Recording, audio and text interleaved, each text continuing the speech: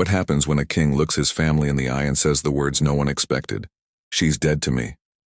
In that single moment, Charles turned his back on Camilla and reached for Catherine's hand instead.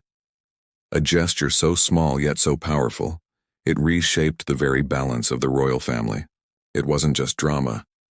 It was betrayal, survival, and the haunting echo of Diana's legacy returning to the palace corridors. Was this the end of Camilla's reign, or the beginning of Catherine's? And more importantly, what does this decision reveal about the fragile heart of Britain's monarchy? If this royal twist gripped you already, don't forget to tap like, subscribe for more untold royal stories, and share this video with friends who love following the drama behind the palace walls. It helps us bring you deeper, more human perspectives on the moments history books often overlook. Sunday mornings at Adelaide Cottage usually carried the kind of gentle chaos every parent knows. Catherine stood at the stove, flipping pancakes as laughter drifted in from the garden. George was showing Charlotte how to kick a football. Louis darted about chasing butterflies, and William sat in his worn sweatshirt scrolling through his phone, looking less like a future king and more like a dad enjoying a rare, quiet morning. And then the phone rang. It wasn't just any call. It was from Sir Clive Alderton, Charles's private secretary. William's face changed instantly. The carefree warmth drained away, replaced by a pallor Catherine hadn't seen since their hardest days together. "What is it?" she asked, though she already felt it, the sense that a storm was about to break. Clive's words were clipped, deliberate. "She's no longer part of the conversation, sir." The air in the kitchen seemed to freeze. Catherine's wooden spoon hovered mid-stir, pancake batter hissing in the pan until it burned. She didn't even notice. Camilla. Something had happened to Camilla. The drive to Highgrove felt less like a family trip and more like a funeral procession. Even the children, usually bubbling with chatter, sensed the change. George pressed for answers. Charlotte clutched her daisy chain as though it could anchor her, and Louis kept asking when they'd have pancakes. William's knuckles were white on the steering wheel. Catherine could tell. He knew this wasn't just bad news. It was a turning point. When they arrived, the silence of Highgrove was telling. Staff moved quickly, heads down, avoiding eye contact as though whispers themselves could set the walls ablaze. And then Charles appeared at the doorway. He looked diminished, aged by years in just a few weeks. Yet there was something else in his expression, a strange mix of grief and liberation. His eyes, usually cautious, held a flicker of resolve. Inside, the first thing Catherine noticed were the photographs. Frames of Charles and Camilla, once proudly displayed, now faced down, like secrets too shameful to be seen. "Father?" William asked carefully. Charles steadied himself on the mantelpiece, his voice raw. "She's gone, William. I've sent her away. She's dead to me. As dead as she should have been years ago." The word struck the room like a thunderclap. At first, Catherine thought she misheard. Dead? No, he hadn't said she died. He said she was dead to him. The kind of severing that goes deeper than loss. Rejection, betrayal, finality. William, stunned, pressed for answers, and Charles gave them piece by piece as though unburdening himself from years of guilt. Camilla, he revealed, had been secretly feeding intimate family details to the tabloids for months.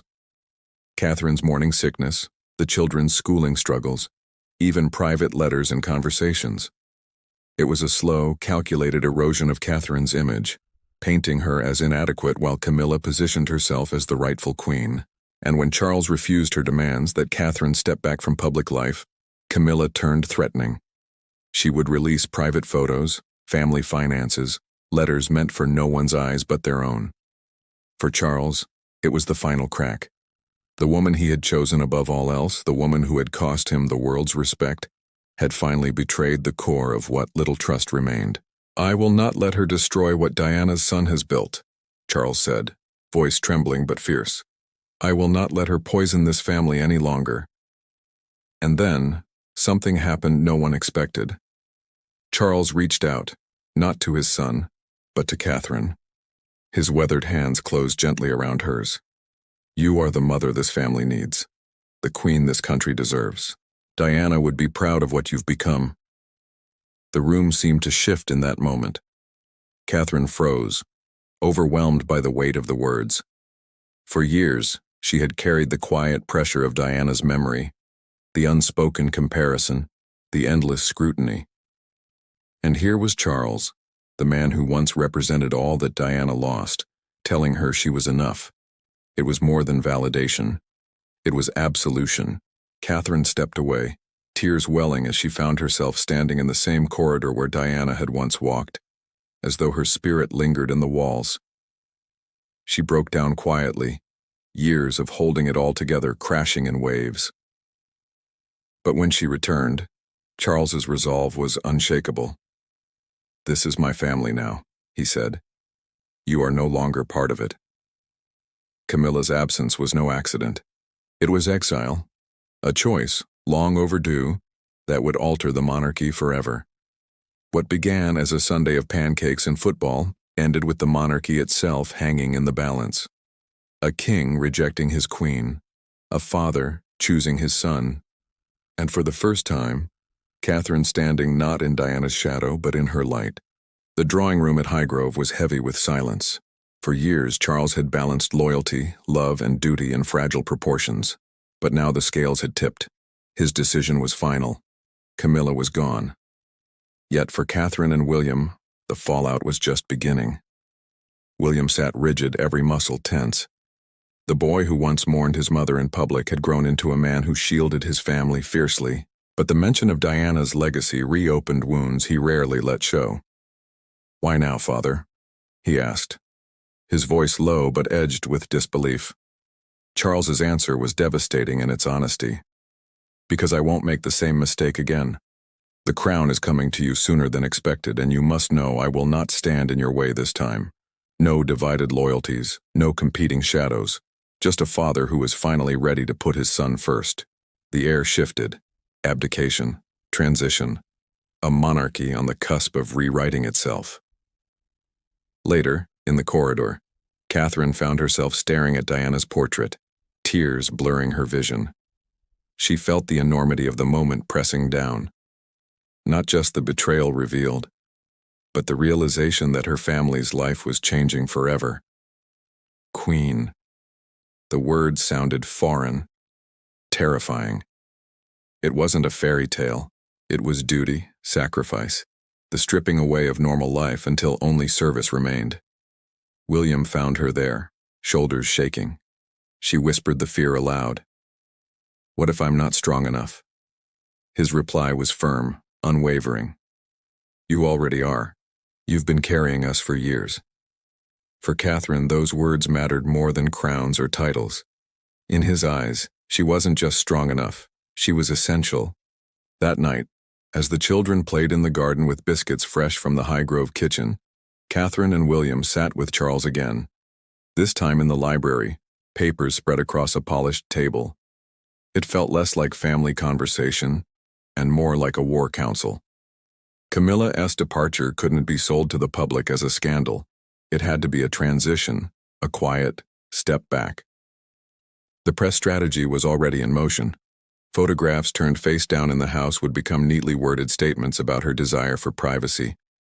But beneath the careful plans, Catherine sensed something more profound taking root. The old distance between Charles and William, the decades of unspoken resentment, was beginning to dissolve. Not into perfect reconciliation, but into something resembling partnership. Charles leaned forward, pen in hand, and said words Catherine would never forget. "You are no longer just William's wife, Catherine. You are the anchor of this family. The nation will look to you now." She wanted to refuse, to insist she wasn't ready, that she was still learning. But deep down, she knew he was right. Every school visit, every hospital walk, every small kindness shown in public had prepared her for this. And now there was no turning back. Driving home that evening, the cottage looked the same. Roses still climbing the windows, children's drawings still taped to the glass. But nothing was the same anymore. George, quiet and watchful, asked the question no child should have to. "Does this mean you'll be king soon, Daddy?" William hesitated, his voice soft but steady. "It means we'll need to help each other be ready for whatever comes. But we'll face it as a team." Even Charlotte, clutching her daisy chains, asked if they'd have to move to Buckingham Palace. Catherine promised they wouldn't. Not yet. Home would remain home, at least for a little while longer. And Louis, in his innocence, only wanted to know if they'd still have time to watch cartoons before bed. His simple question brought a brief, needed smile. That night, after the children were asleep, William and Catherine sat together in the kitchen. The same room where their day had begun with pancakes and laughter, now heavy with the weight of what lay ahead. William confessed his deepest fear, the one he rarely let escape. "What if the pressure breaks us the way it broke my parents?" Catherine reached for his hands, steadying him. "Then we learn from their mistakes. We build something different, something stronger. Together." He studied her, eyes tired but fierce. "You'll be queen, Catherine. Doesn't that terrify you?" "It does," she admitted. "But it also feels right.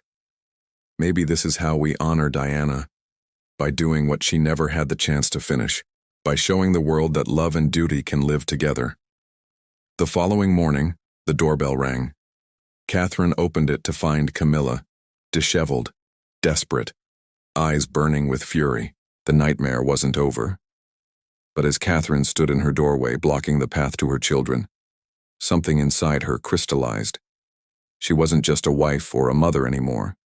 She was the shield, the anchor, the future queen who would defend her family at any cost. And when Charles himself arrived moments later, his words sealed the moment forever. "This is my family now. You are no longer part of it." Camilla was led away. The monarchy had turned a page. That night, as the sun set over Adelaide Cottage, Catherine sat in the garden watching her children chase butterflies. William's hand found hers.